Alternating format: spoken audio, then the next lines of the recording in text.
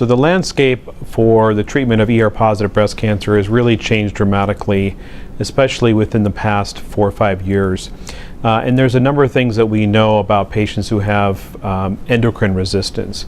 First of all, in patients who have been previously treated with an aromatase inhibitor or tamoxifen and who've done well on those drugs for a period of time, resistance can emerge, and one of the mechanisms for resistance that has emerged is the development, or if you will, the emergence of these ESR1 mutations. These mutations are present in up to about 30 to 40% of patients who have been treated with hormonal therapy. This appears to be an acquired mechanism as opposed to, let's say, a de novo mechanism resistance.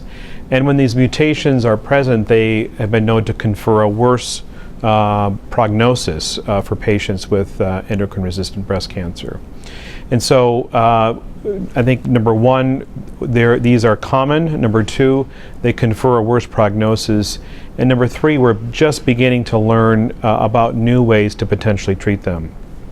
So right now, in the last 4 or 5 years, the major change in the therapy for patients with estrogen receptor positive breast cancer has been the introduction of CDK4/6 inhibitors.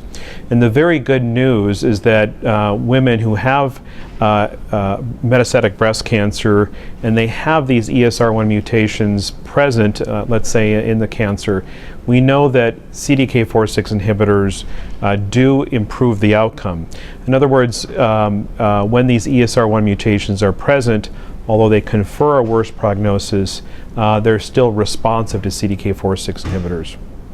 The problem really comes in that we don't necessarily know the best treatment after progression for patients who have, let's say, had been on a CDK4/6 inhibitor and have done well, and they have an ESR1 mutation. So this is clearly an unmet need.